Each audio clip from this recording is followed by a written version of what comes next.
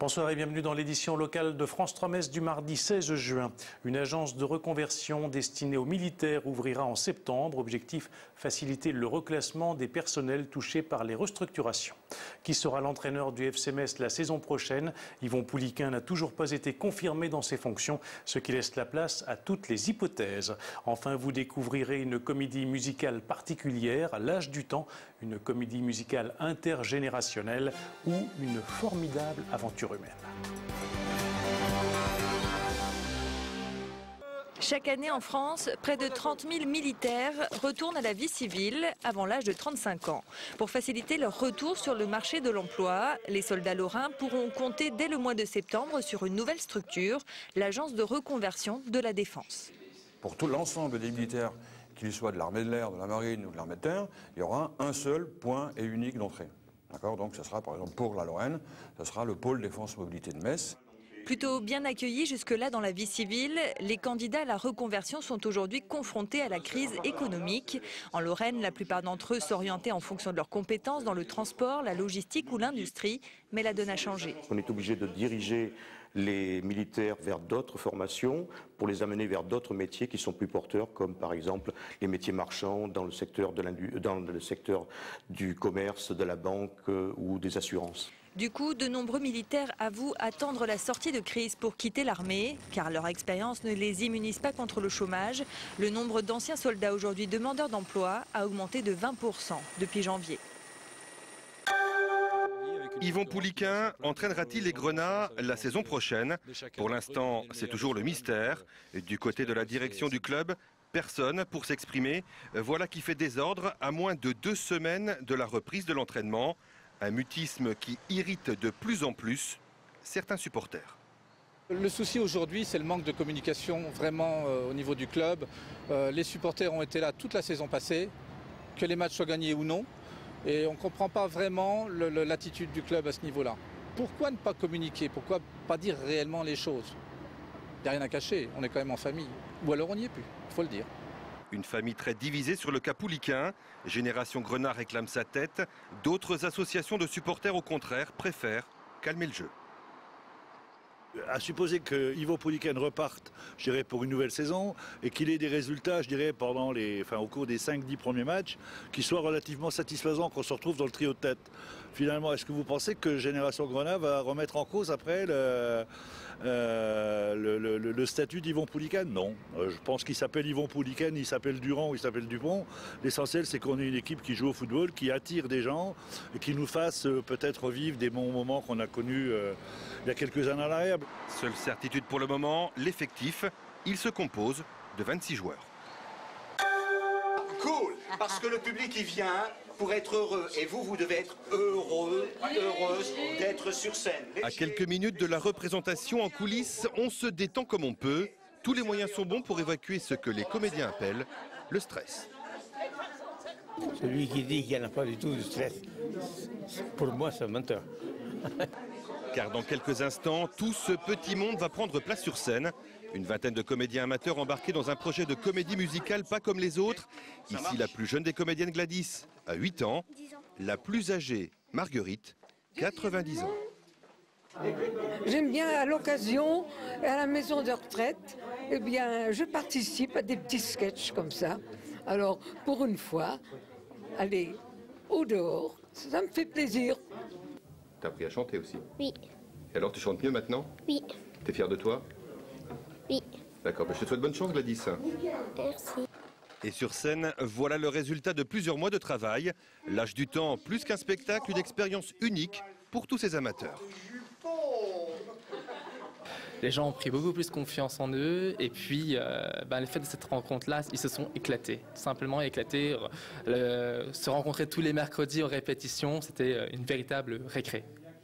Et pour ceux qui ont raté la première, séance de rattrapage début juillet à Metz, au Théâtre de la Seille. Nous poursuivons à présent notre série consacrée à l'émission de télévision Interville. Vous le savez, elle a planté son décor à Amnéville. Et en attendant les premières joutes ce dimanche, lors des premiers enregistrements, les costumes et les accessoires viennent d'arriver en Moselle. Reportage Grégory Boileau, Emmanuel André. Ouais, ça c'est Amy Winehouse. Voici l'un des accessoires vedettes d'Interville. Une tête de géants. Et il va falloir rafistoler tout ça. Elle a déjà sa coiffure, tout ça, mais voilà. Les petites mains d'Interville, ce sont elles, Anne et Carmen. Deux femmes qui doivent gérer la conception et la fabrication de milliers d'accessoires, utilisés pour les quelques 70 jeux de l'émission. Tout est fait main, sur mesure, où il y a beaucoup de choses qui sont achetées quand même dans le commerce et qu'on retravaille, qu'on rebidouille, disons, pour que ça passe à l'image dans les couleurs et sans aucune marque. Je pense qu'il faut en mettre 3.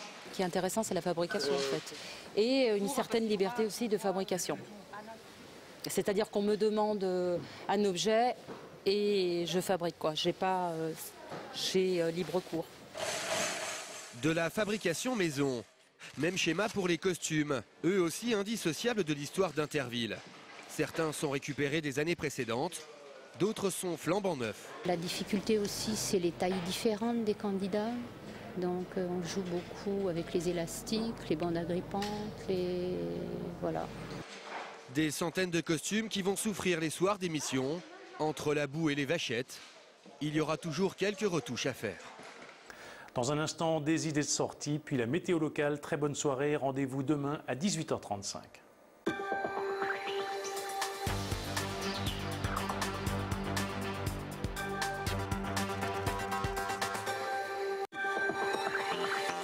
C'est déjà l'heure de jeter un œil sur vos prochaines sorties en Lorraine, avec notamment la venue du mythique groupe Dépêche Mode à Nancy, le salon de la calligraphie à Mont-Saint-Martin et puis Mirecourt qui se met à l'ère de la mandoline. Et on débute tout de suite avec Dépêche Mode. Le groupe qui tire son nom d'un magazine français sera sur la scène du Zénith de Nancy le dimanche 28 juin prochain pour un concert qui devrait enthousiasmer toutes les générations. Fabuleux. On a pris notre pied quoi. Là aujourd'hui c'est vraiment extra, on voit qu'ils ont toujours la pêche et puis j'espère qu'ils vont continuer encore longtemps comme ça parce que quand on voit l'ambiance qu'ils arrivent à mettre c'est vraiment formidable. Dépêche Mode c'était vraiment puissant, on était tout devant et c'était mythique. Ouais. C'est pas trop votre génération? Non c'est pas notre génération mais on aime quand même, ça traverse les générations.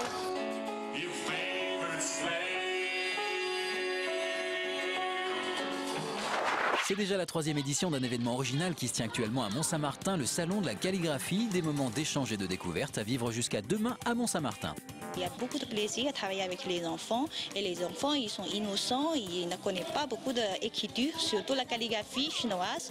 Pour eux ça c'est très mystérieux pour savoir comment écrire, quelle façon de geste, manière pour écrire, c'est très important. Mylène Farmer en Lorraine, c'est demain que ça se passe. La rousse la plus célèbre de France sera de passage demain à partir de 20h30 au Galaxy d'Amnéville pour un concert qui devrait ravir tous ses fans. Tous les idéaux des mots abîmés. Elle a toutes les qualités. Elle est rousse. Elle est rousse, voilà. Les rousses attirent beaucoup. Autre concert à ne pas rater, celui de Johnny Hallyday. Ce sera le dimanche 27 septembre prochain au Zénith de Nancy. Enfin, le 7e Festival international d'orchestre de mandoline et de guitare, ce sera les 10, 11 et 12 juillet prochains à Mirecourt. Pour plus d'idées sorties, je vous donne rendez-vous tout de suite sur France3.fr.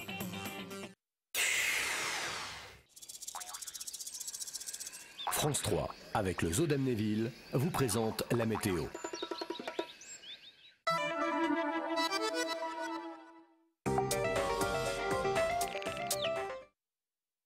Bonsoir à tous. Des bancs de brume feront leur grand retour demain matin dans la région Messine, mais ils prendront très vite la poudre d'escampette. Un beau soleil s'installera ensuite. Au Mercure, on relèvera encore des valeurs bien fraîches, 8 degrés de Thionville à Metz. Le temps deviendra franchement estival l'après-midi, avec au menu un soleil dominant, des cumulus discrets et un thermomètre bien décidé à renouer avec des températures de saison. Il grimpera jusque 26 degrés à Metz. Demain, nous fêtons Hervé. Bonne soirée à tous sur France 3.